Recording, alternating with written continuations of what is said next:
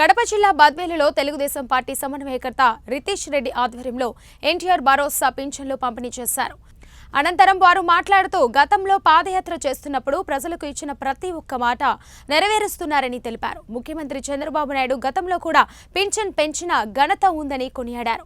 ఇచ్చిన మాట ప్రకారం అవ్వాతాత ముఖాలలో చిరునవ్వు చూడడమే ముఖ్యమంత్రి ధ్యేయమని తెలిపారు. రాబోయే రోజులలో ప్రజలకు మంచి పరిపాలన అందిస్తామని తెలిపారు.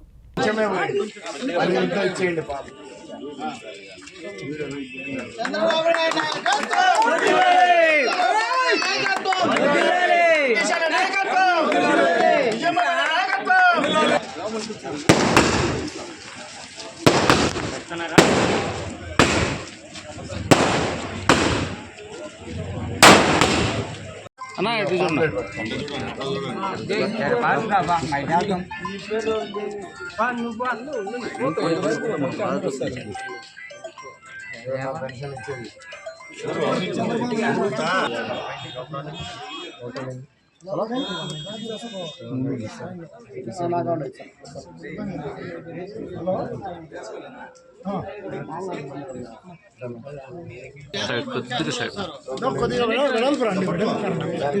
ప్లేస్ ఉంది కదా, కొద్ది బ్యాక్ సైడ్ రండి అన్న.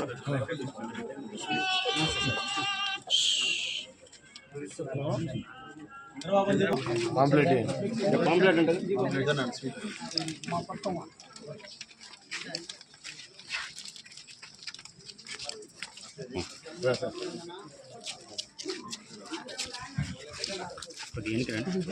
కొద్దిగా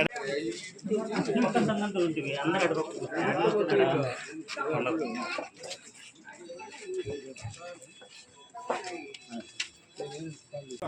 అటు సైడ్ రమ్మా.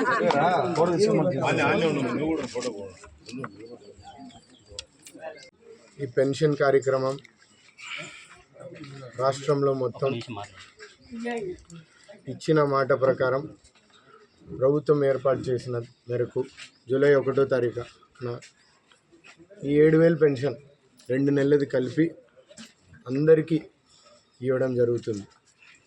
ఈరోజు మీ అందరు చూస్తే ఇక్కడ ఉన్న యంత్రాంగం అధికారులు కానీ మరియు కార్యకర్తలు కానీ ప్రజలకు కానీ ఆదరించిన వాళ్ళకి సంక్షేమం అనేది పొద్దున తెల్లారుజామున 5:30, 6 నుంచి మొదలుపెట్టిన ప్రతి ఒక్క కుటుంబానికి చేరాలనేసే మనం ఆ రోజు ప్రజల్లో తిరిగినప్పుడు మమ్మల్ని ఆశీర్వదించిన ప్రజలు కానీ మరియు మమ్మల్ని ఆదరించకపోయినా మీ అందరికీ సంక్షేమం చెందాలనే భావనతోనే ఈరోజు ప్రతి ఒక్క కార్యకర్త కానీ అన్ని పార్టీలు మా కూటమి పార్టీలాగా పనిచేసిన కార్యకర్తలు కానీ నాయకులు కానీ మరియు యంత్రాంగంతో కలిసి ఏ పేదవాళ్ళకు కానీ ఇక్కడ ఈ సంక్షేమ పథకం అందరికీ పారదర్శకంగా ఎటువంటి ఇబ్బంది లేకుండా అందాలనేది మా అందరి ధ్యేయం.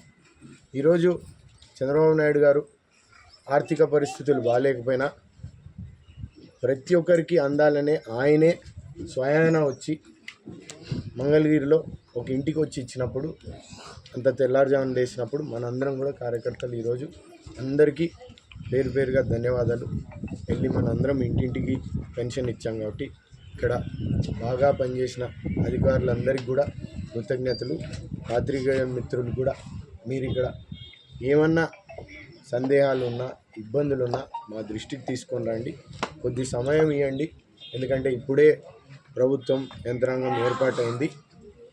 మనం గతంలో పాదయాత్ర చేసినప్పుడు కానీ లేదంటే ఇక్కడ ఇంటింటికి ప్రచారం చేసినప్పుడు కానీ ప్రజలకు వచ్చిన ఇబ్బందులు కానీ ఇవన్నీ మనం ఖచ్చితంగా చేయాల్సిన బాధ్యత మనందరికీ ఉంది. ఈరోజు అధికారంలో వచ్చిన ప్రతిపక్షంలో వాళ్ళున్నా మనం ప్రజల కోసం పోరాటం చేసాం. వాళ్ళ గలమై మనం అందరం నిలబడాల్సిన బాధ్యత ఉంది.